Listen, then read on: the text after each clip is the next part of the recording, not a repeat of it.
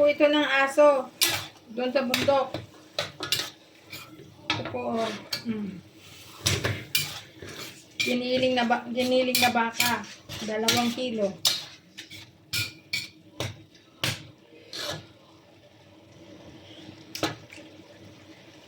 Tapos lalagyan natin ang kanin. Lalagyan natin ang kanin at ipaplastik 1 by 1.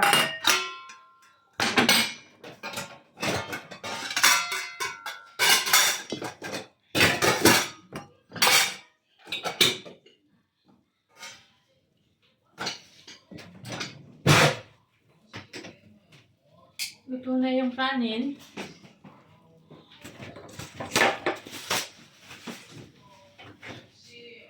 At bibigyan ko rin yung aking mga alagang aso dito na 3. Mga naghihintay sila. Teka, kasi mainit.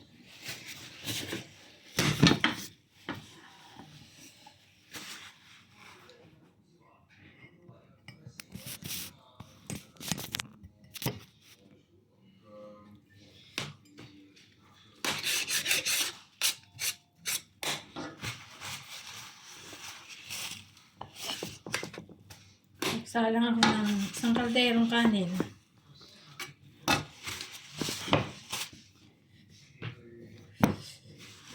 Diba ang swerte ng mga aso? Init. God.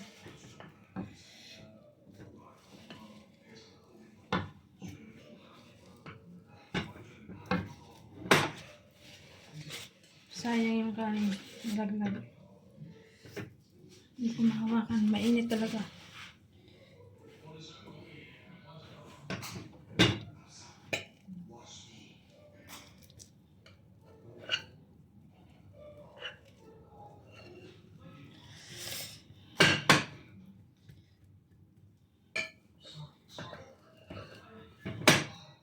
Every Friday and Saturday, nagluluto ng pagkain para sa mga aso sa bundok.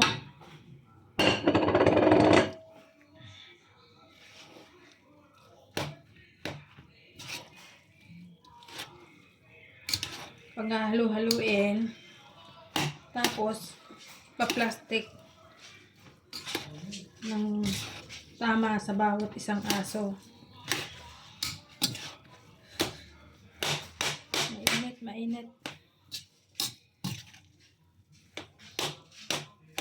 Pabo, go in the inside.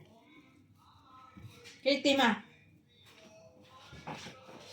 Oh, 8:30 pa lang. 9 o'clock pa kayo kakain. 30 minutes pa. Mainit pa, mainit pa. Go in the inside. Yung isa pong aso, nakabantay na. Hihintay.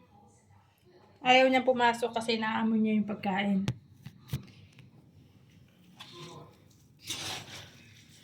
Basta pagdating ng mga 8:30, nandito na siya sa kitchen.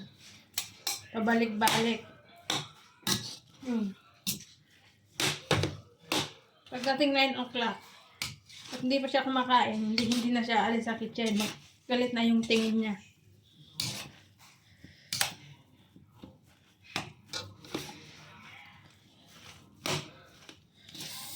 So hot.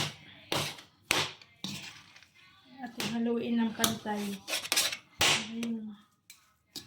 Yung giniling pantay-pantay na ma-distribute doon sa mga kanin.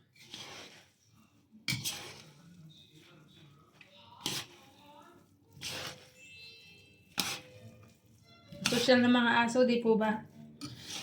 Sana yung mga mayayaman sa atin, ganito rin sila.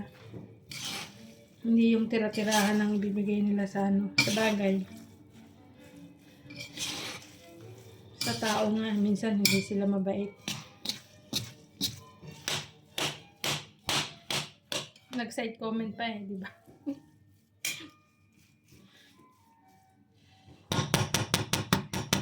Pakainin ko rin yung mga alaga kong aso. Ang giniling. Okay.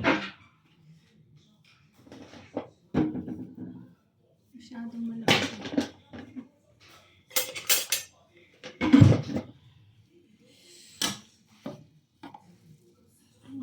Dalawang sandok.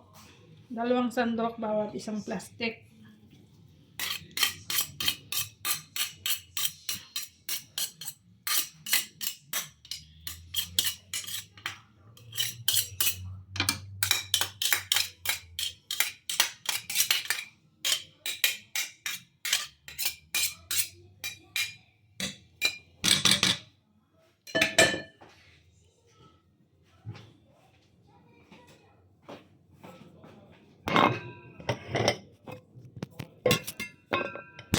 Ay, kabayo.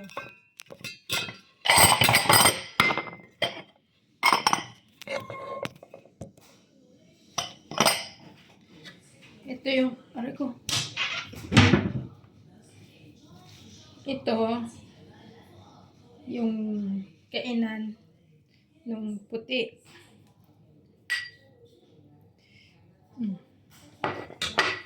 Ito naman doon sa brown color na Shiba din. Tika, yung maraming beef.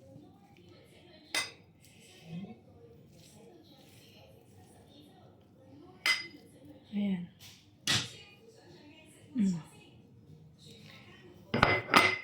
Ito naman doon sa corgi, yung pinakita ko kanina. Ay, kabayo. Very important sa kanya yung pagkain.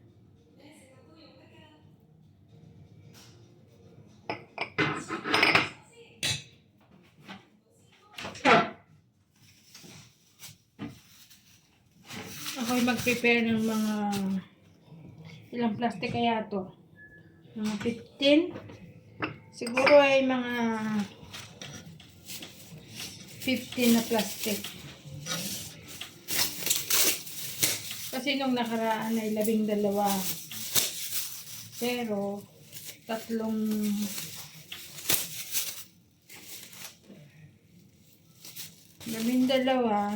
sa 5 cups na 5 cups. Ganawa ko ngayon na 6 na cups.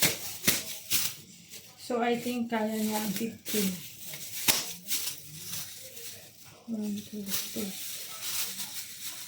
4, 5, 6. Ano ba yan? Napaka-clumsy ko.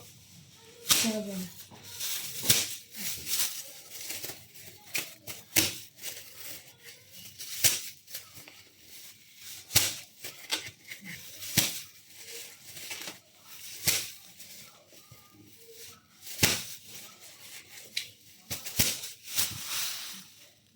Oh, sige na po, mamaya na ulit po ako mag-video.